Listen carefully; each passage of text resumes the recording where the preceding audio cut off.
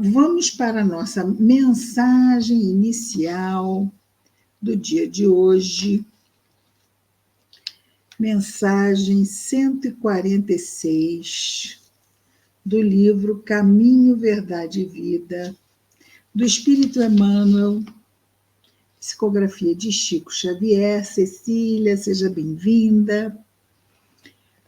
E o título da mensagem 146 é No Trato com o Invisível.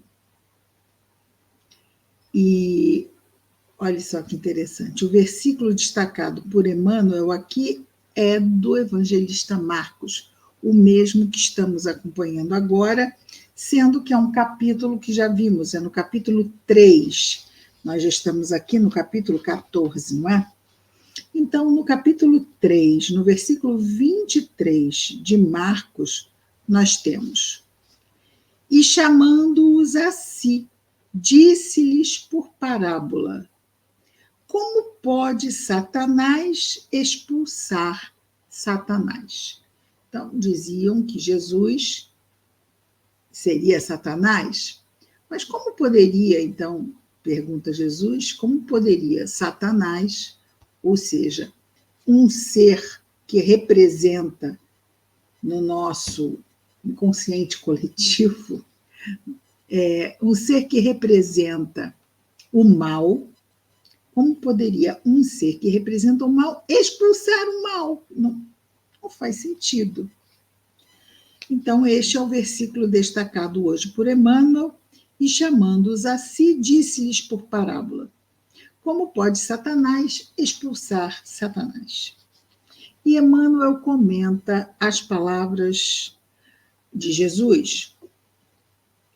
Esta passagem do Evangelho é sumamente esclarecedora para os companheiros da atualidade que, nas tarefas do espiritismo cristão, se esforçam por auxiliar desencarnados infelizes a se equilibrarem no caminho redentor.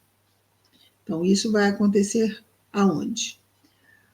Em duas situações, não é? Na verdade, vai acontecer nas reuniões mediúnicas, mas não vamos esquecer também que a palavra convence, mas o exemplo arrasta. Então, a nossa ação no bem sempre será também uma forma de ajudarmos os nossos irmãos desencarnados a repensarem os seus caminhos, caso estejam no desvio da lei de Deus.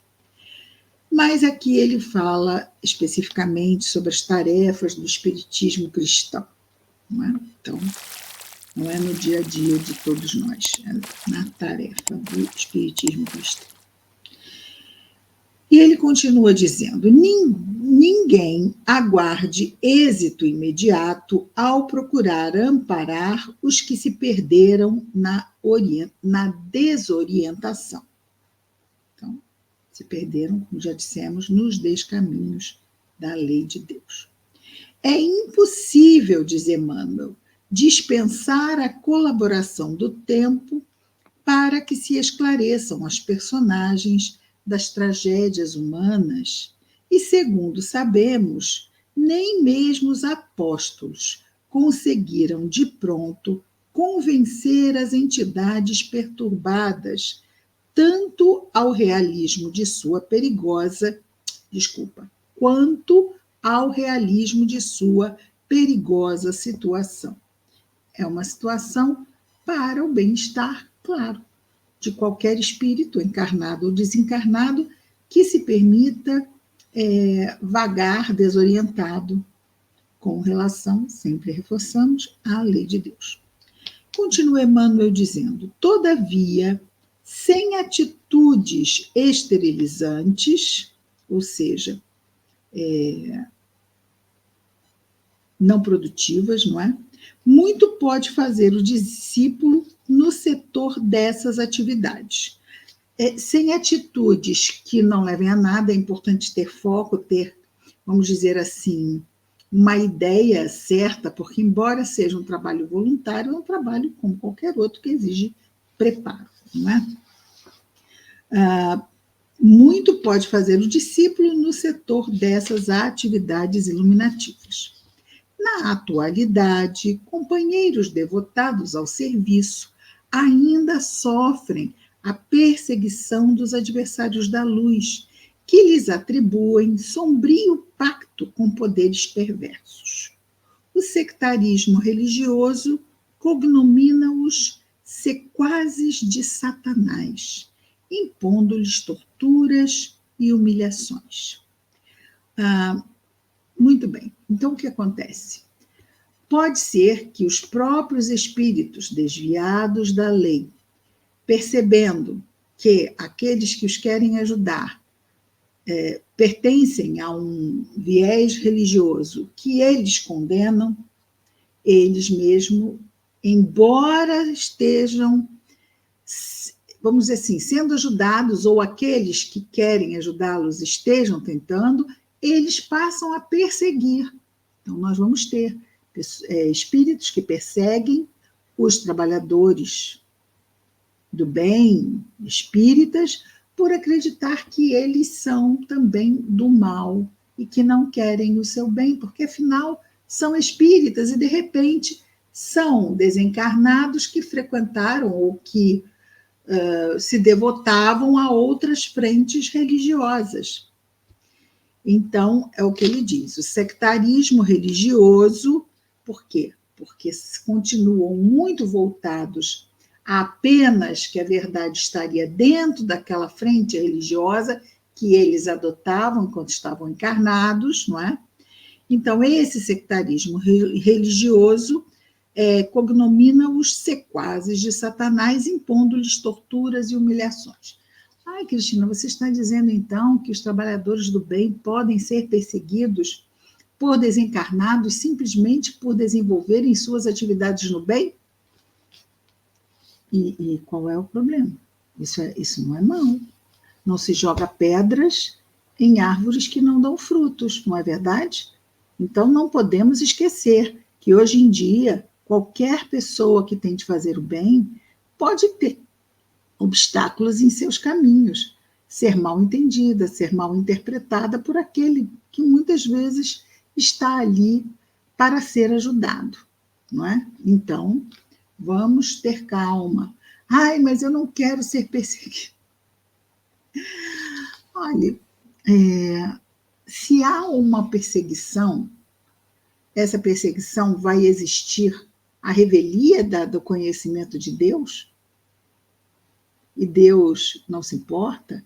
E as falanges amigas não se importam?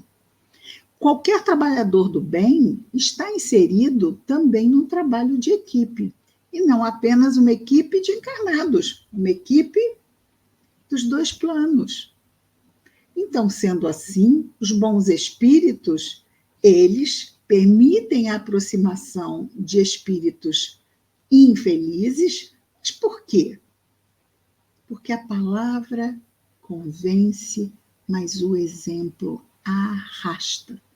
Então, se nós nos mantemos firmes na nossa fé, serenos, confiantes e perseveramos e mantemos no nosso esforço, o nosso equilíbrio, a nossa confiança em Jesus, o que vai acontecendo com o tempo? Mal-estar, não é? Mas que pessoa estranha.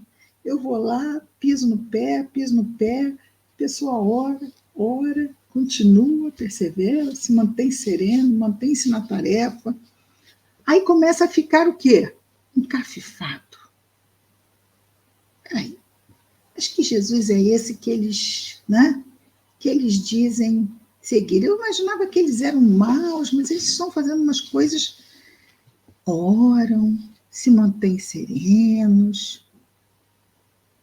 Aí começam a ficar interessados, não mais em perseguir, não soltam, né? Ficam ali com o pezinho prendendo, mas vão lá querer saber o que está acontecendo. E quando vem, porque vem, em determinado momento não há como não perceber que aquilo ali é sincero e que realmente há um sentimento fraterno nessa ação.